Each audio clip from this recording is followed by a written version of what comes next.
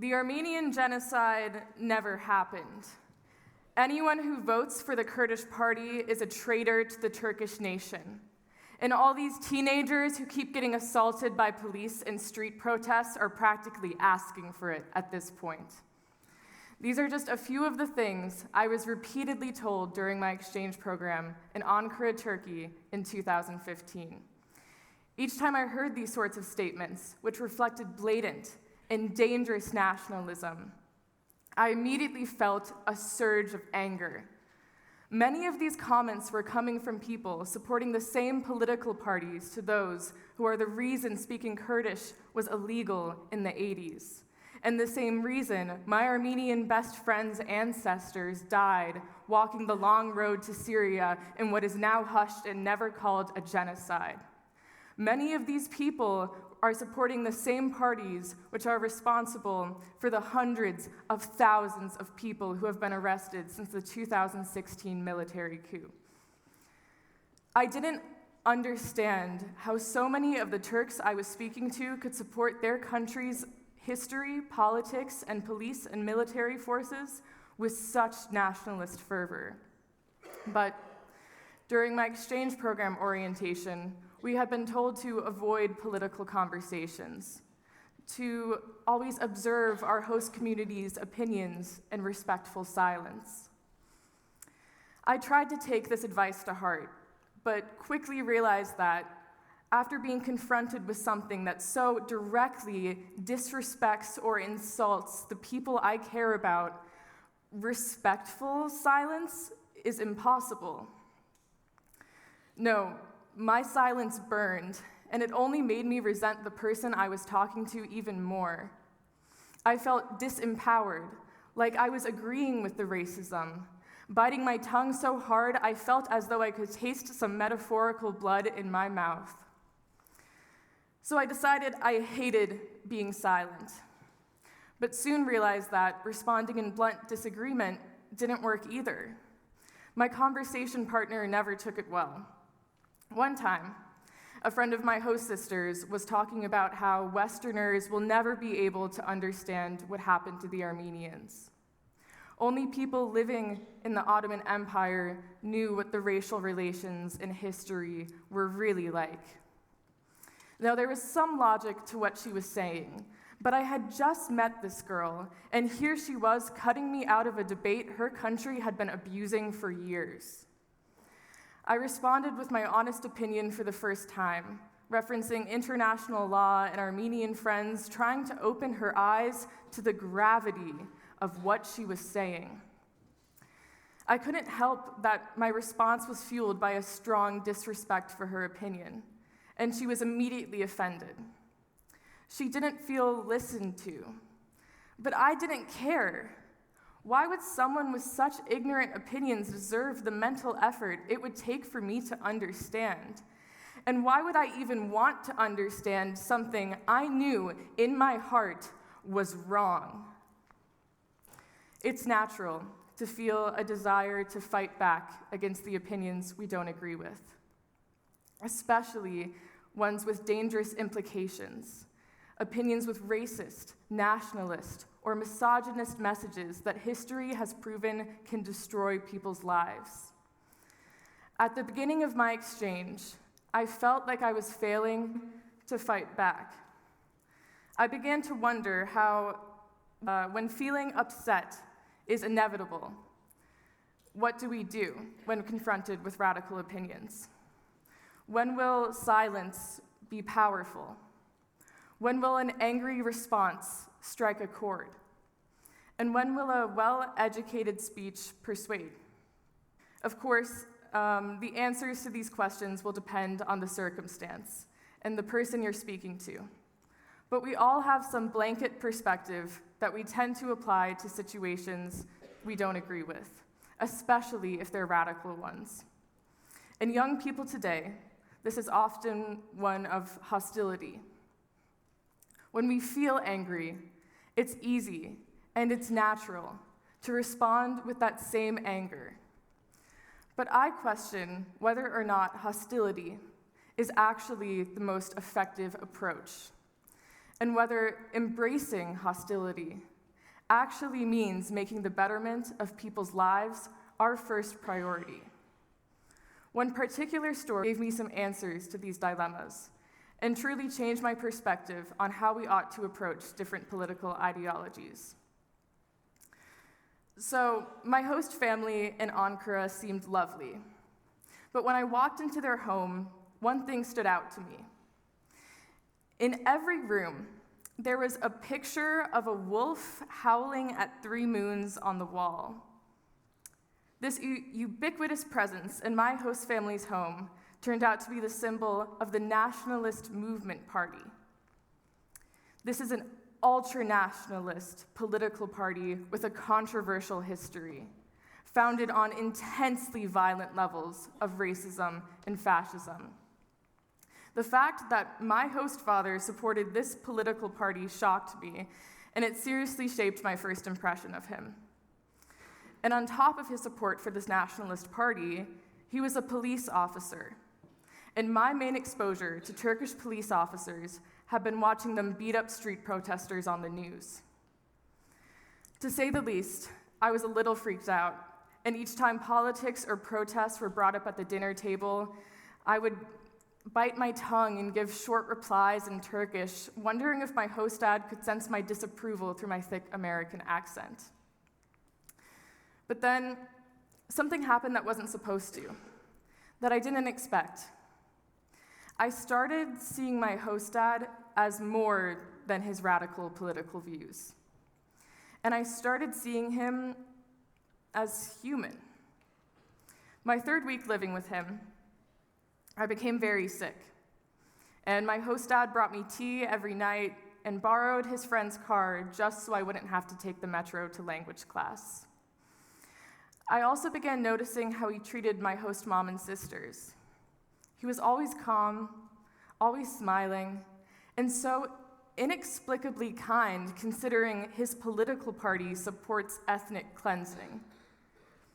I began to wonder how bad he was after all. Before this, I had a simple image of him. He was a fascist and a racist, and someone who was so different from me that I could probably never understand him. But as time went on, I couldn't ignore the fact that he was a good dad, and I became curious about how someone with such cruel politics could be a nice person. So I stopped biting my tongue, and I started talking, but differently this time. Not with hostility, but with curiosity, and not with fear, but with a feeling of empowerment.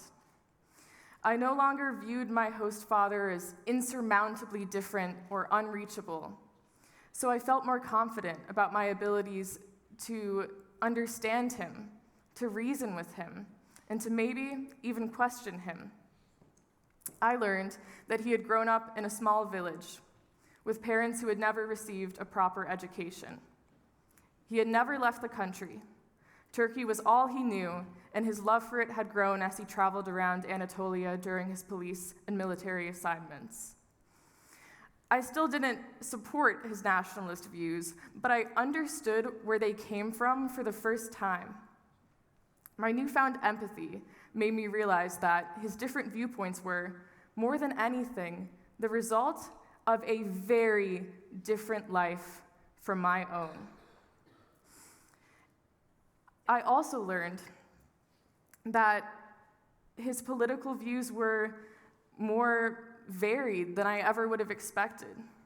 For example, he was really lenient when it came to gay rights, and he was a hardcore feminist with daughters who were athletes and biologists.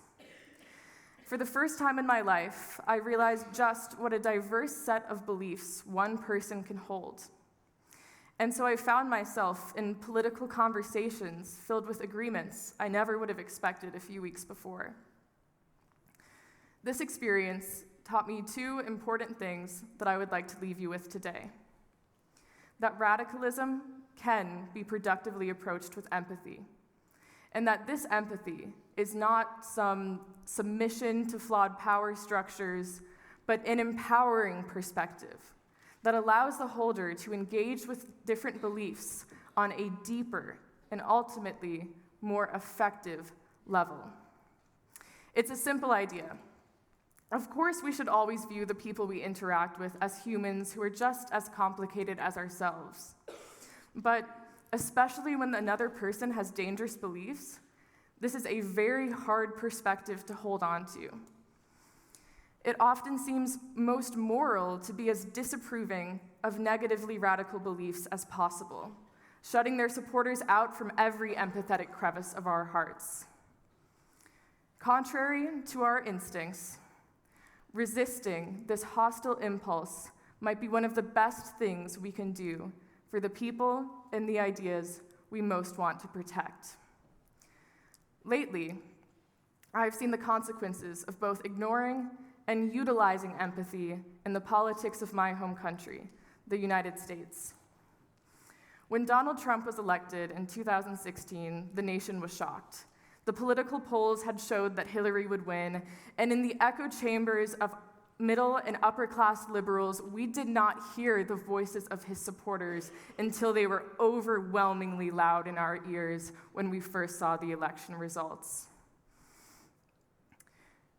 In an editorial in the Huffington Post, anthropology professor Paul Stoller powerfully argues that a deeper understanding of the cultures and life stories of the demographics Trump appealed to, especially the white working class, may have revealed just how deep and enthusiastic support really was for the candidate.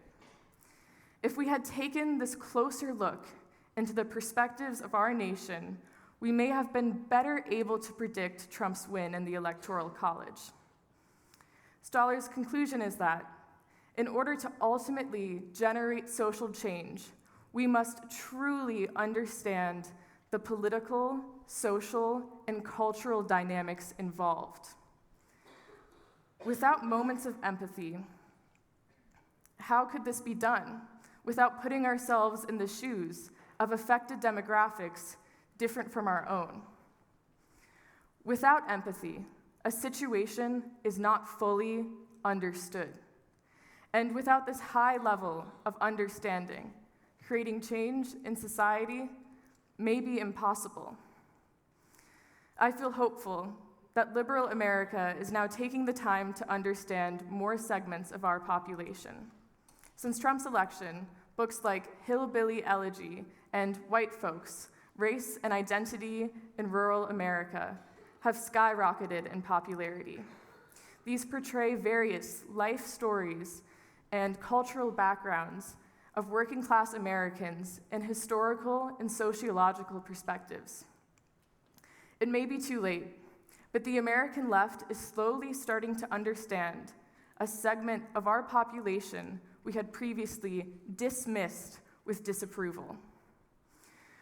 Obviously, we still don't support their opinions, but we are learning to accept that they are present and powerful and need to be listened to with earnest curiosity.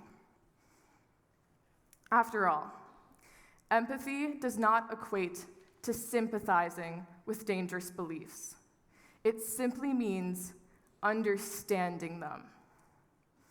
So I ask that the next time you encounter an opinion you don't like, whether it be over some mild everyday matter or some powerfully radical viewpoint, to not bite your tongue or yell, but to speak with the actual human you are talking to, and to see them for what they are: a father, a mother, a daughter, a son, a person who is flawed in different ways from you, a person who is vulnerable and complicated.